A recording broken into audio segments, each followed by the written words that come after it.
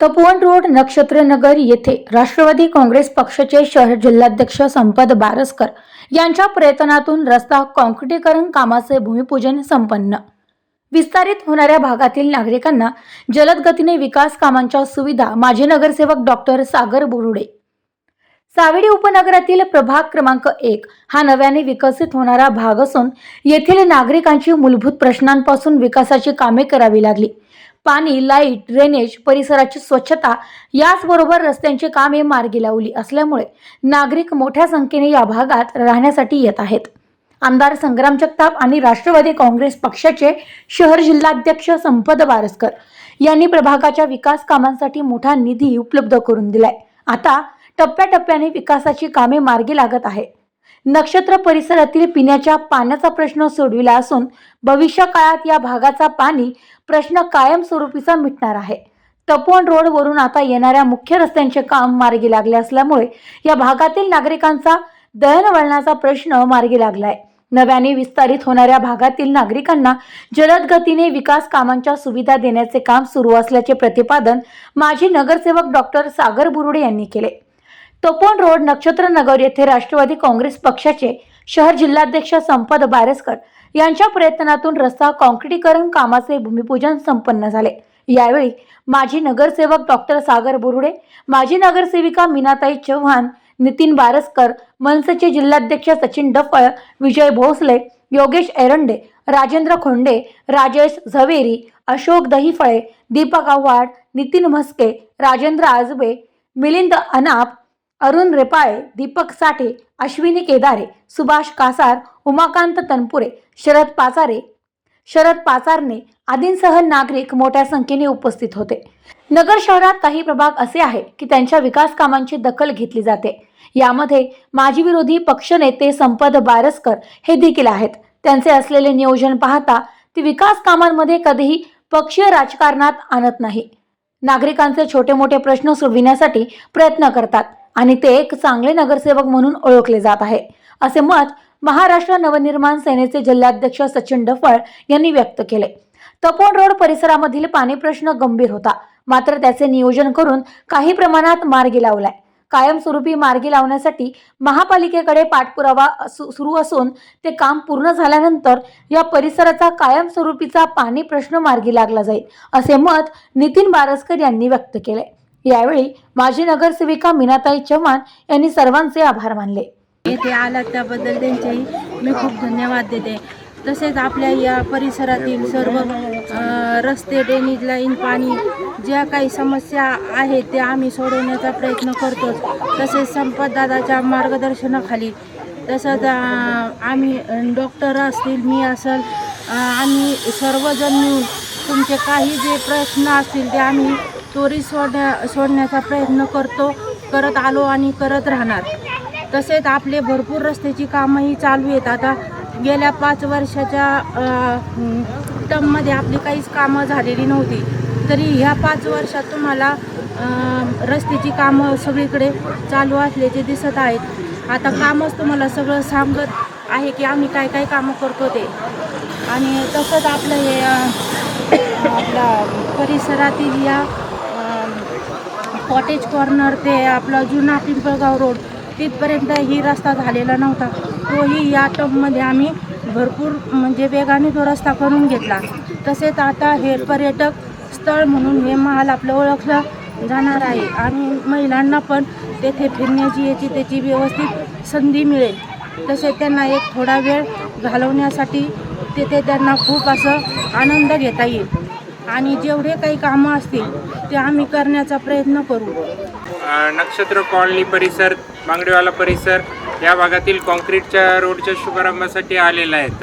तर आपण जाणतोच की प्रभाग क्रमांक 1 मध्ये संपतदादांच्या मार्गदर्शनाखाली जे विकासाचे कामं चालू आहेत, तर भैयांचाही आपल्याला कायम याच्यामध्ये सहभाग असतो आणि हा परिसर हा गेल्या 4 ते 5 वर्षामध्ये डेव्हलप झालेला आहे। आज डबलसाहेब इथे येतं तर ते वेगवेगळ्या भागात फिरत असतात, त्यांनाही माहिती आहे की आजूबाजूच्या परिसरामध्ये काही नगरसेवक 2-2, 3-3, 4-4 टर्म झालेले येतात, परंतु त्या भागातील त्यांचे 20-20, 25-25 वर्ष होऊनही त्या भागातील प्रश्न ते नगरसेवक सोडू शकलेले नाही आहेत. परंतु भैयांची कायम आपल्याला साथ असते आणि संपतदादांसारखं आपल्याला मार्गदर्शक नेतृत्व लाभलेलं आहे. तर त्यामुळे आपण ह्या परिसरातील कामं वेगाने करू शकलो.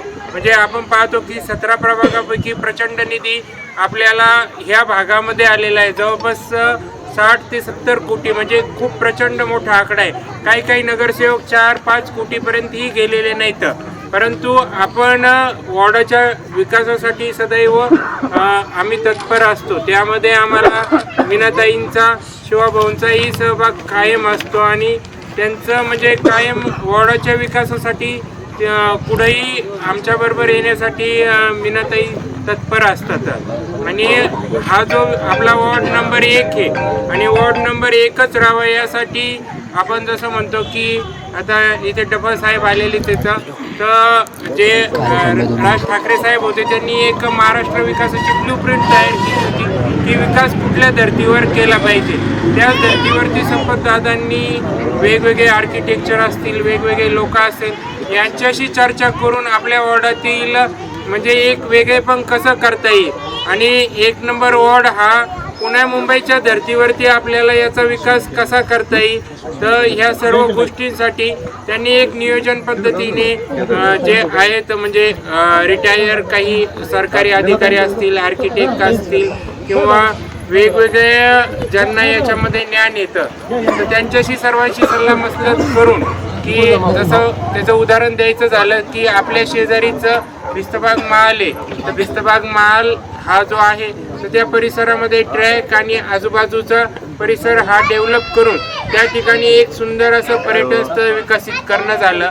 त्यानंतर 1 नंबर प्रभाग हा हरित प्रभाग, स्वच्छ प्रभाग, सुंदर प्रभाग असे करण्याचा एक संकल्प केलेला आहे आणि त्याद्वारे जवळपास आत्तापर्यंत आपण 5000 झाडांची लागवड ह्या भागामध्ये केलेली आहे.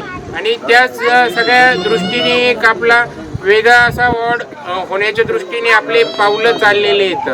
आणि त्यात म्हणजे काय झालेलं आहे की दुर्दैवाची गोष्ट अशी आहे की 17 प्रभागामध्ये म्हणजे आपला प्रभागाचा विस्तार हा खूप प्रचंड आहे आणि दररोज नवीन एरिया किंवा कॉलनी डेव्हलप होते. तर आपण पाहतो की ह्या आपल्या प्रभागाला म्हणजे 5 ग्रामपंचायतीच्या बाउंड्री इथं नवनागापूर झालं, वडगाव झालं, शेंडी, पोखडी, पुरानगर म्हणजे एवढा प्रचंड विस्तार येतं. तरी त्याच्यामुळे आमची सर्व नागरिकांना विनंती आहे की आपण सर्वांनी मतदार यादीमध्ये नावं समाविष्ट करून घ्यावे. म्हणजे त्याद्वारे आम्हाला सर्व भागाचा विकास करण्यासाठी सोपं जाईल. आणि आज आपण सर्वजण संपतदादांच्या, संग्रामभाई यांच्या आमच्या विनंतीला मान देऊन इथे उपस्थित राहिले त्याबद्दल सर्वांचे मनपूर्वक धन्यवाद देतो. आणि अजून सांगू इच्छितो की कुठलीही समस्या असेल, काही असेल, मी झालं, संपतदादा झालं, आज नितीन भाऊ इथे आलेले आहेत किंवा मीनाताई, आम्हाला कुठली कचरा असेल, पाण्याची समस्या असेल, कुठल्या लाईट बंद असेल तर कधीही आपण आमच्याशी संपर्क करू शकता आणि कुठल्याही समस्येसाठी म्हणजे आम्ही सर्व तत्पर आहोत. आणि आज दादा आमदार साहेब दोघंही येणार होते परंतु काही अर्जंट कामं निघाल्यामुळे, निधीचं काही मीटिंग असल्यामुळे ते येऊ शकले नाहीत. आणि नितीन दादा इथे आलेले आहेत. आपण सर्व जाणतोच की नितीन दादाही म्हणजे प्रत्येक याचं आपण ज्यावेळेस आत्ता सर्व उभं राहिलो त्याच्या मागे आपला मनका असतो म्हणजे त्याला बॅकबोन म्हणतात. तर तसंच संपतदादांचा एक बॅकबोन म्हणून नितीन दादा सतत कार्यरत असतात. म्हणजे प्रत्येक रस्त्याची मोजणी करायची असेल, पुढे काही त्या रस्त्याची लेंथ किती असेल, काय असेल तर याबाबत किंवा ड्रेनेज लाईन कुठं आलेली आहे, पाण्याच्या लाईनी कुठं आलेली तर याचा डिटेल अभ्यास नितीन दादाला नाही येत. आणि आपली सर्व ही आणि सांगायची गोष्ट दुसरी अशी आहे की या भागामध्ये म्हणजे विकास कामं करताना आम्हालाही आनंद होतो. कारण या भागामध्ये जे आमचे सहकारी आहेत, एरंडे सर असेल किंवा कृष्णाभाऊ असेल, दोघंही या परिसरात राहतात. म्हणजे याने म्हणजे ते आमच्या कुटुंबातील सदस्य दोघं आणि तुम्ही सर्व त्यांच्या ह्या भागातले असल्यामुळे तुम्ही सर्वजण आमच्या कुटुंबातील सदस्यच आहेत. तर त्यामुळे ह्या भागामधील कुठलाही आपण विकास कामं बाकी ठेवणार नाही. इंटरनल काही रस्ते राहिले असेल तेही लवकरात लवकर करण्याचं आमचं नियोजन आहे. जे पाण्याची मुख्य समस्या होती ना, त्यात काय होतं, आपण बरेच आंदोलन केले, पण आपल्याला जी मुख्य लाईन गेली पाण्याची ही जवळजवळ 2.5-3 फुटी, हिला आपल्या टॅपची परवानगी भेटाना. तर आपण पूर्वी काय केलं तर एक पाण्याचा टॅप घेतला, संजोगचं ते बाजूचं गेट आहे, संजोगच्या त्या बाजूचं गेटून तिथून टॅप घेतला, तिथून इथं पाणी आलेलं आहे. आपण संजोगचं गेट ते प्लायवूडचा कारखाना येतं बघा, तुम्हाला लक्षात आलं असेल, तिथं इथं वडगाव रोडला तिथून इकडं पाणी आणलं आहे. त्यानंतर डीमार्टपाशी एक टॅप घेतलेला आहे आपण, त्याच्यानंतर भिस्तवाग चौक तिथे एक टॅप घातली. ह्या टॅपवर सगळं पाणी चालू आहे. यातला एक टॅप फक्त लिगल आहे, 2 टॅप इलिगल आहेत. ते आपण रात्री थोडा अधिकारांना धरून आपण टॅप मारले होते. मागच्या वेळेस आपण एक आंदोलन केलं, त्याला सगळ्या लोकांनी विरोध केला, त्यामुळे आपल्याला टॅप भेटला नाही. आपल्याला मुख्य टॅप इथं घ्यायचा होता, एक तर राजूर हॉटेल किंवा आपला हा चौक किंवा भिस्तवाग माल.